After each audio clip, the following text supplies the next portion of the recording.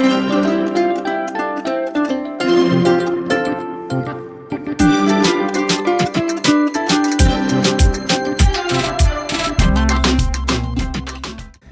everyone, welcome back to our channel.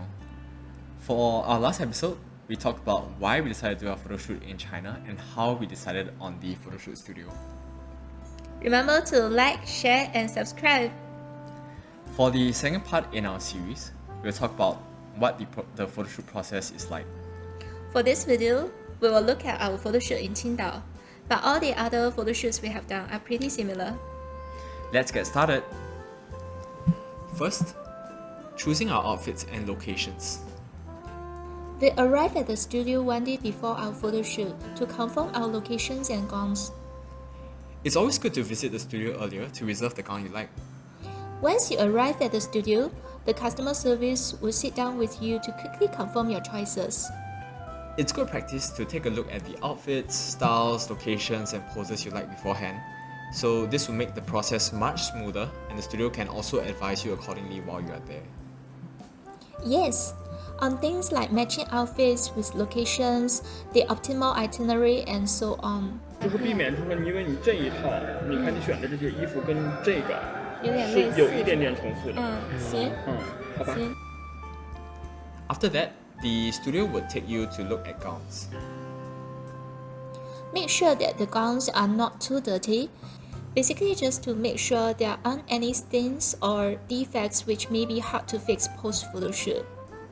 So after choosing the gowns, the bride would get to try on the different gowns, and for us, the whole process took about 2 to 3 hours. The next day. We have arrived for a photo shoot. We are a few minutes early, so we're just taking our time to walk into the studio.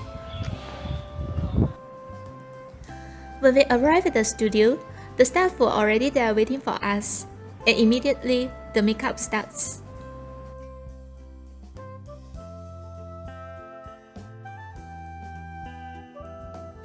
As you can see, the studio carries many branded makeup products. Usually, while the bride is doing her makeup, which may take a couple of hours, the groom will choose his outfits to match the outfits the bride has chosen. I would advise guys to check on your bride and see if she needs anything, and make sure she's okay with the suits you have chosen as well. Yeah, this is a good way to score points with your wife. 2,000 years later. Finally, it's time to start the photo shoot. We chose 4 locations, the first being an indoor shoot for a more classical wedding photo. We went with a white backdrop, but the photographer was kind enough to help us take photos using multiple backgrounds. If you don't ask, you will never know.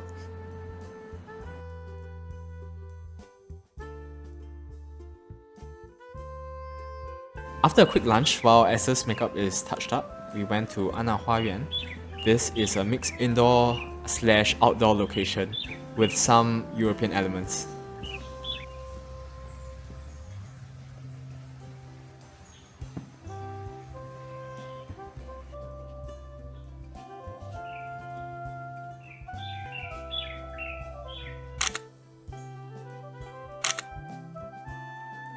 After that, we went to Fushanlu, which has Qingdao's signature architecture for a more retro look.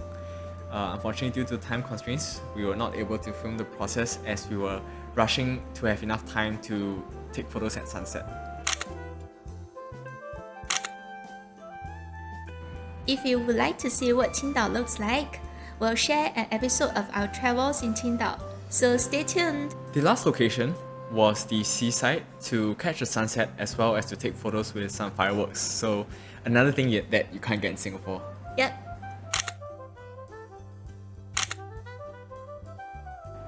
So that wraps up our photo shoot.